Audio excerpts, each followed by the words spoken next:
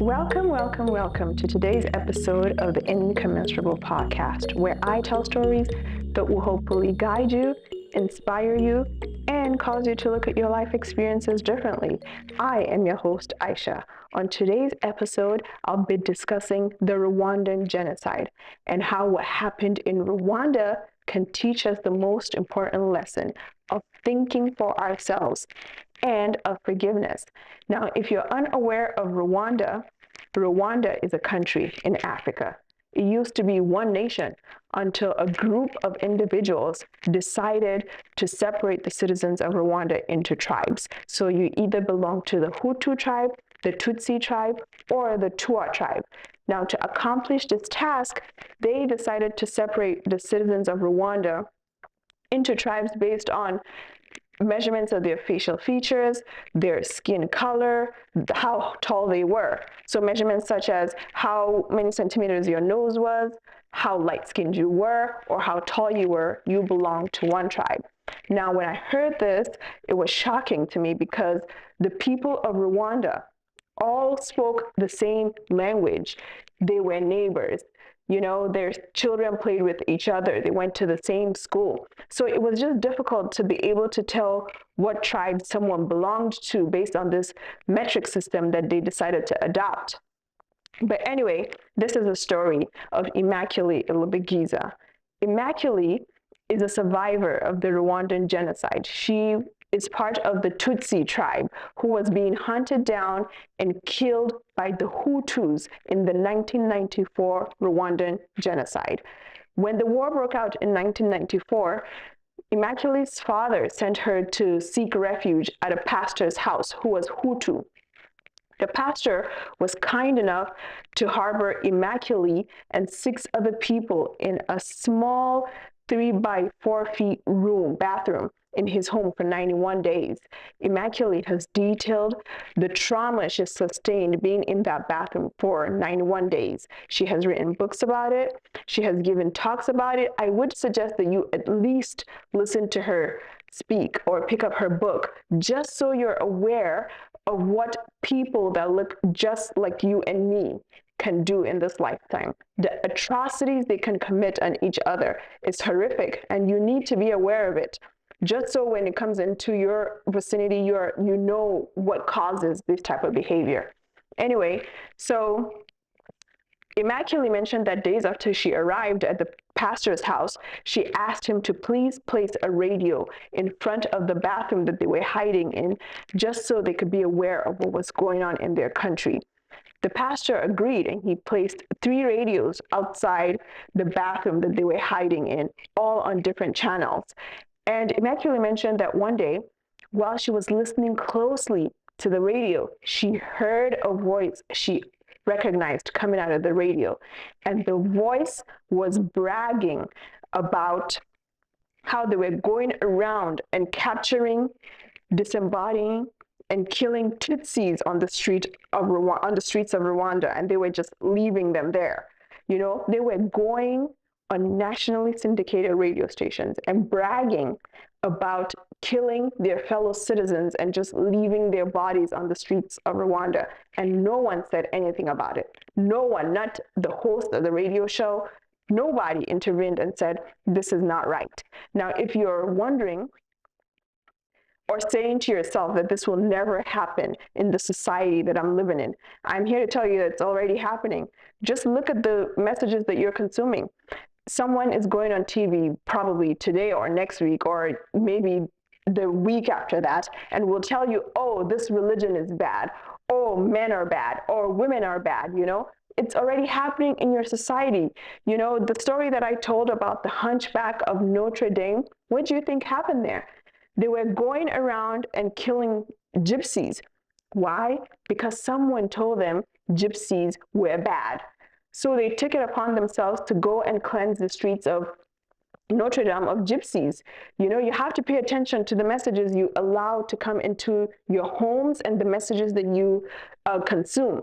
You need to put a stop to messages that tend to put other people at risk. You know, just protect humanity, the people that you know are good people. Anyway, so back to Immaculée's story. Immaculée mentioned that eventually she was able to find her way to the United Nations concentration camp after seeking refuge at the pastor's house for 91 days. And eventually, when the war was over, she was finally free. But she was still holding resentment and vengeful feelings towards those people that committed such atrocities amongst her people. And she started to seek them out. And she found someone that killed her mother and her brother. And she was able to have a conversation with that person at the Rwandan jail. And eventually she decided to forgive him. Now, if you're like me and you cannot just fathom forgiving someone that has caused your family so much pain, I've done a lot of research about forgiveness. And I'm here to tell you that Immaculée did the right thing.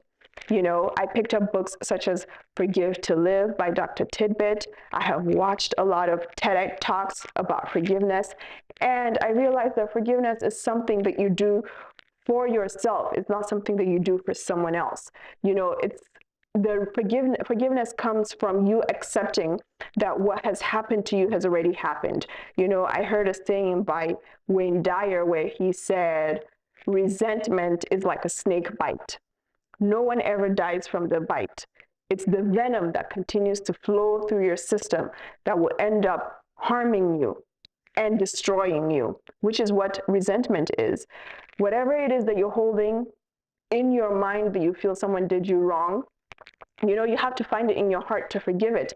And the way you forgive it is by identifying what has happened, what you felt was wrong, and then coming to terms with it and accepting that it was in the past and you cannot go back to the past and change it, and then finding it in yourself to eventually forgive it, which is what Immaculée did. And I think that she acted courageously by going to that jail and speaking to that man and telling him that she forgave him. Forgiveness is important. It's something that you do for yourself.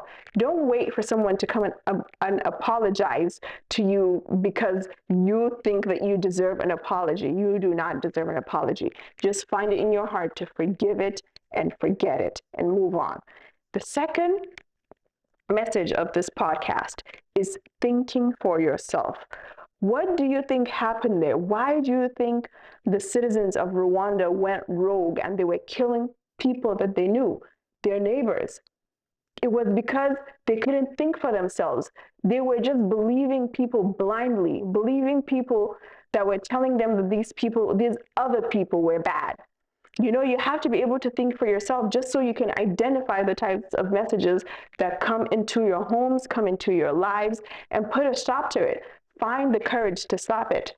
If you know something is harming humanity, a type of messaging is harming humanity, and you cannot stop it, you don't have the courage, talk to someone about it, tell someone about it, just so you could get ahead of it. You know, you do not want a war to break out and find yourself to be the other person, the person that people are chasing down and trying to, you know, violate or whatever. You know, stop it. You know, if you choose to do nothing about it, I want to tell you that doing nothing is not an option. Elie Wiesel, the survivor of Auschwitz in Poland, when asked what was the worst thing he thinks happened in Poland, he mentioned that it was the silence of strangers. It was the silence of good people, people that were good and kind at heart, that did nothing. That was what hurt him the most, not surviving Auschwitz, the worst thing that could ever happen in humanity. He felt that the silence of stranger was a huge betrayal. So just don't stand by and stop it now. If you know that your children are going to school where they're receiving messages that other people are bad, stop it, because they are eventually going to be the leaders of the society that we're in. You know, if you are listening to messages that are bad, messages such as, oh, women are bad, men are bad, oh, that culture is bad, oh, that religion is bad, put a stop to it, you know, because you don't know how these things will escalate. Just say, you know what? You're wrong. You know, I live right next door to these people and I know them to be kind people. Stand up for what you believe in. Find the courage to think for yourself so you can stand up for what you believe in. All right. Thanks for joining me. Don't forget to forgive and forget it, you know, and be able to think for yourself. Start now. We want thoughts that push us to dream bigger. We want thoughts that help us to innovate, to help society. Those are the thoughts that we want, not thoughts that suppress other people, that make other people be bad people. We do not want those thoughts. So don't forget to join me next week for brand new episodes. Don't forget to like and subscribe. All right, bye. See you next week.